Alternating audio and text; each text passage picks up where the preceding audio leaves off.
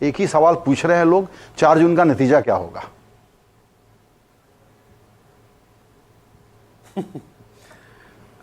धन्यवाद संजय भाई।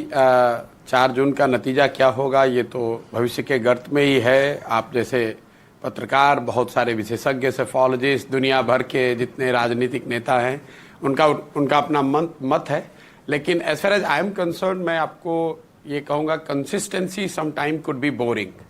तो मैं अभी जो आपको बताऊंगा वो बोरिंग ही आपके और आपके दर्शकों को लगेगा, क्योंकि पिछले 3-4-5 महीनों से जो कुछ भी 2-4-5 साक्षात्कार हम लोगों ने करे हैं, मैंने कम से कम अपना जो नज़रिया रखा है कि मुझे लगता है कि किसी भी तरीके से आप चुनाव का आकलन कर लें, ऐसा ही लग रहा है कि BJP, Modi led BJP NDA सरकार वापस आ रही है। नंबरों को लेकर, आंकड़ों को लेकर चर्चा हो सकती है, उसमें मत भिन्नता हो सकती है, लेकिन मोटे तौर पर ये बात करीब करीब साफ दिख रही है कि जो सरकार अभी है वो जिस तरह का नंबर उनके पास पिछले लोकसभा में या अभी के लोकसभा में है, मोर और लेस इन्हीं नंबरों के साथ या इससे थोड़ा बेहतर नंबर के साथ वो वापस आ सकते हैं। जी, बिल्कुल प्रिसाइज है कि सेम नंबर या थोड़ा बेहतर नंबर के साथ आ सकते हैं।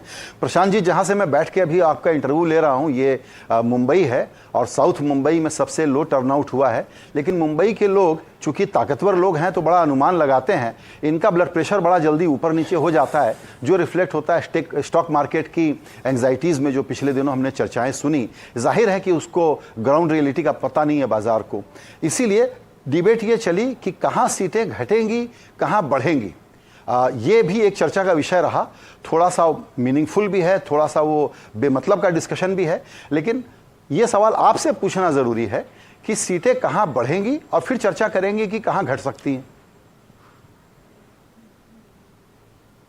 देखिए, यहाँ आपको एक चीज समझना जो हम लोग को जरूरी है कि मार्केट भी जो है वो विजडम ऑफ क्राउड को दिखाता है।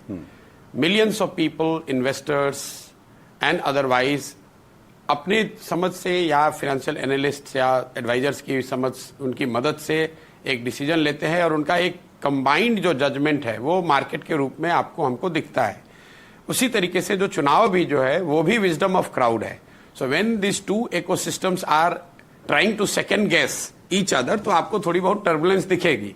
मार्केट को जो लोग चला रहे हैं या जो उसके पार्टिसिपेंट हैं वो मिलियंस में है, वो सेकंड गेस करने की कोशिश कर रहे हैं कि जो मिलियंस ऑफ लोग वोट करने जा रहे हैं वो कैसे करेंगे। तो जो मार्केट की एनालॉजी है कि when you will keep changing your stance और trying to gauge which side market is going basis the numbers going up and down, then you are more likely to make mistake than get it right. Same चीज यहां पर भी लागू होती है। अगर आप चुनाव को minute to minute, day to day, week to week के बेसिस पर रनिंग कमेंट्री के तौर पर देखेंगे और ये गेज करने की कोशिश करेंगे कि चुनाव किधर जा रहा है, तो मेरा अपना मानना है कि you will behave more like a day trader. तो और डे ट्रेडर्स का फेट क्या है वो आपको, हमको, दुनिया को पता है, डॉक्यूमेंटेड है। तो मुझे ऐसा लगता है कि rather than going by that we should look at the basic fundamentals. Basic fundamental, अगर आप जो भी इनकम्बेंट सरकार है, अगर सरकार के प्रति, उसके मुखिया के प्रति लोगों में गुस्सा है, तो एक संभावना बनती है कि कोई विकल्प हो न हो, लोग ये कह सकते हैं कि भाई हमें तो आपको हटाना है।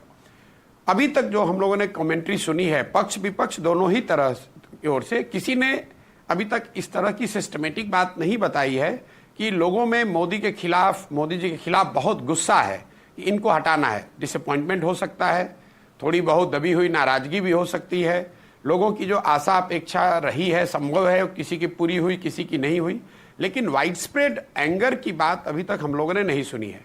दूसरा फंडामेंटल रीजन जिससे आप चुनाव हार सकते हैं, अगर आपका प्रतिद्वंदी जो है वो, if there is a clamour for him or her, कि इस बार ये आदमी आएगा तो हम लोग की स्थिति जो अभी आज है इससे बहुत बेहतर हो सकती है।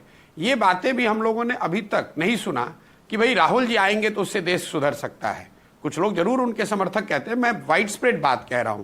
तो in absence of a widespread anger against the incumbent or a clamor for somebody who is a challenger, मुझे नहीं लगता है कि कोई आमूल चूल परिवर्तन या कोई बहुत बड़ा परिणामों में जो परिवर्तन की लोग बात कर रहे हैं वो दिखेगा।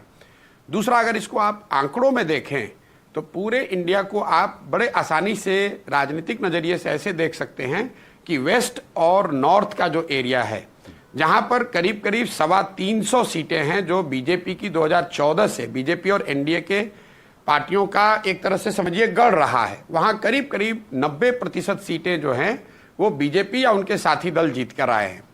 और इंडिया को अगर आप ईस्ट और साउथ का जो एरिया है, जब मैं ईस्ट और साउथ कह रहा हूं तो start with Bihar, add that to Bengal, Assam, Odisha, Telangana, Andhra Pradesh, Tamil Nadu और केरल, ये जो 225 के आसपास सीटें हैं, ये एरिया रहा है जहां पिछले 10 सालों में बीजेपी का प्रदर्शन उतना अच्छा नहीं रहा है। इन 225 सीटों में भाजपा के पास आज की तारीख में 50 से कम सीटें हैं।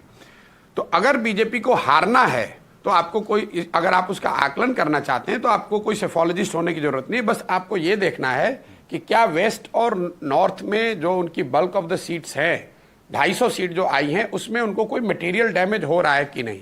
मेरा अपना जो अनुमान है, जो सारे कंजर्वेटिव अनुमानों को भी अगर आप साथ में ले लें, तो वेस्ट और नॉर्थ में बीजेपी को कोई मटेरियल डैमेज होता हुआ नहीं दिख रहा है। और दूसरी 2-3-5 महीनों से जो लोग राजनीति को फॉलो करते हैं, वो हम लोग जैसे लोग भी जो बता रहे हैं कि ईस्ट और साउथ में भाजपा की वोट शेयर और सीटें दोनों ही बढ़ रही हैं। मैं राज्यों का नाम मैंने आपको पहले ही बता दिया है। मुझे ऐसा लगता है कि भाजपा को इन चुनावों में उड़ीसा जैसे राज्यों में, तेलंगाना में, आंध्र प्रदेश में, बंगाल में, असम में, बिहार में, क्यूमुलेटिवली, मैं एक एक राज्य की अलग बात नहीं कर रहा हूं, put together Tamil Nadu and Kerala, इन राज्यों में जितनी सीटें उनके पास है उससे 15-20 सीट बढ़कर आएगी और इन क्षेत्रों में भाजपा के वोट शेयर भी बढ़ेंगे। तो नेट स्टेटस को, और स्टेटस को with A positive bias towards the incumbent, यानी कि जो उनकी स्थिति है उससे कुछ बढ़कर ही सीट आ सकती है। कम होने की संभावना मुझे बहुत कम दिखती है।